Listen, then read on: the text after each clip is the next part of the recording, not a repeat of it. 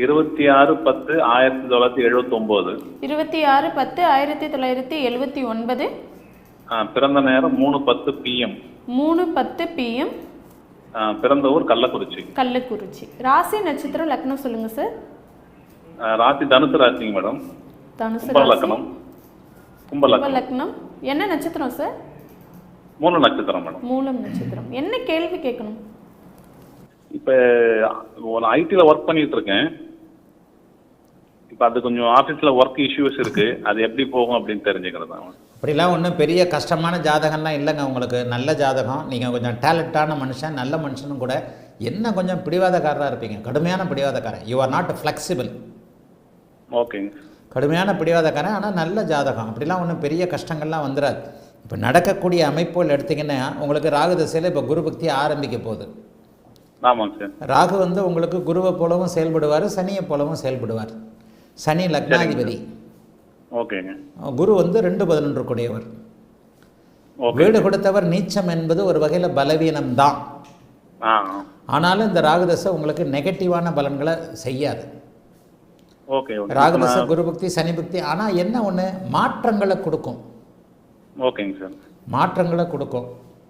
இப்போ நான் பெஞ்சுக்கு போகணும், எப்போ போனால் கரெக்டாக இருக்குங்க? 5வது மாதத்துக்கு பிறகு நல்லா இருக்குங்க. சரிங்க சரிங்க சார். 5வது மாதத்துக்கு ராகுதசை குருபக்தி 5வது மாதம் ஆரம்பிக்குதுங்க. ஆமாங்க சார். ராகுதசை குருபக்தி உண்மையிலே உங்களுக்கு நல்லா இருக்கும். அதற்கப்புறம் வரக்கூடிய சனி பக்தி புதன் பக்தியெல்லாம் பெரிய அளவில் கஷ்டங்களை கொடுக்காது. ஓகே ஓகேங்க சார். இப்போ வீடு கட்டிக்கிட்டு இருக்கேன். சரி. அதில் லோன் போட்டு இப்போ தான் போயிட்டு இருக்கு. இப்போ அது வீடு கட்டணும் நிறைய தொந்தரவுகளாக வந்து கொஞ்சம் ஹெல்த் இஷ்யூலாம் வந்துச்சு. அது இந்த திசை சரியில்லைங்களா அப்படிங்க? ராகுதசையில் நான் சொன்ன மாதிரி சுயபக்தி மட்டுங்க 9 பிரிவுகளை அப்படியே பிரித்து செய்யும். ஓகேங்க சார். சரியாக கவனிச்சிங்கன்னா சூரிய சந்திர செவ்வாய் அந்தரங்களில் கடுமையான பாதிப்புகள் உங்களுக்கு இருக்கும். அந்த நேரங்களில் அந்த அந்தரங்களுக்குள்ளே தான் நீங்கள் பார்க்கணும். அந்த அந்தரங்களுக்குள்ளே பார்க்கும்போது போன நவம்பர்லேருந்தே நீங்கள் பாதிக்கப்பட்டீங்க. கரெக்டுங்க. 8/11/2025. ஆமாங்க. கரெக்டாக போன நவம்பர். எவ்வளோ நாள் ஆச்சு? ஒரு 3 மாதம் ஆச்சா? நவம்பர் 29 தாங்க கொஞ்சம் பெயின் இது வந்துச்சு. அவ்வளோதாங்க. போன நவம்பர்லேருந்து நீங்கள் பாதிக்கப்பட்டுட்டீங்க. ஓகேங்க. நான் சொல்கிறது நான் 8/11ன்னு சொல்கிறேன், நீங்கள் 29ன்றீங்க. நான் இதைத்தான் சொல்லுவேன். யாருடைய பிறந்த நேரமும் அக்யூரேட் கிடையாது. ஒரு 5 நிமிஷம் முன்ன பின்ன போகும்னு சொல்லுவேன். சரிங்க சரிங்க சார். எந்த தசாபுக்திகளில் சூரிய சந்திர செவ்வாய் இந்த 3ம் உங்களுக்கு வந்தால் கடுமையான பலன்கள் இருக்கும். இப்போ இந்த 8/11/2025 சூரிய அந்தரம், சந்திர அந்தரம், செவ்வாய் அந்தரம் 16/5/2026 வரைக்கும் நடக்கும். சரிங்க சார். நான் சொல்கிற பலன்கள் 10-20 நாட்கள் முன்ன பின்ன இருக்கலாம். சரிங்க சரிங்க. குரு ஆரம்பித்தவொன்னா குரு என்ன பண்ணுவார்? 11-1-3 இந்த அமைப்புகளை தான் குரு செய்வார். 11ஆம் இடம் பிரச்சனைகளை தீர்க்கிற இடம். ஓகேங்க சார். 1ஆம் இடத்தையே குரு பார்க்கிறார். 1ஆம் இடம் அந்தஸ்து கௌரவத்தை உயர்த்துகின்ற இடம் லக்னம். 3ஆம் இடம் தைரியத்தை செயல்படுத்துகிற இடம். குரு பக்தியிலிருந்து 5 இன்னும் ஒரு 3 மாதத்துக்கு நான் நல்ல பலன் சொல்ல மாட்டேன்.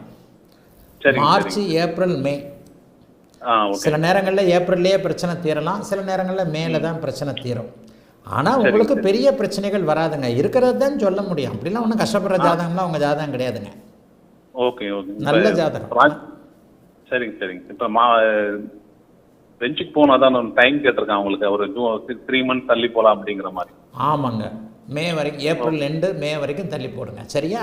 சரிங்க சார். சரிங்க சார். வேலையில் ஒன்றும் தொந்தரவு வராது இல்லைங்களா? இல்லைங்க இல்லைங்க. இருக்கிறது தாங்க சொல்ல முடியும். அதெல்லாம் இல்லைங்க. அந்த மாதிரி ஜாதகம் இல்லைங்க. 6ஆம் இடத்துல தனிச்சு செவ்வாய் நீச்சமாக இருப்பதும், 11ஆம் இடத்துல வளர்பிறை சந்திரன் இருப்பதும், லக்னத்தை குரு பார்ப்பதும், குருவின் புக்தி வரப்போவதும் பிரச்சனைகள் வராது என்பதை காட்டுது. வாழ்த்துக்கள். நல்லா இருப்பீங்க. அழைத்ததற்கு நன்றி ஐயா. வணக்கம் குருஜி. நேரம்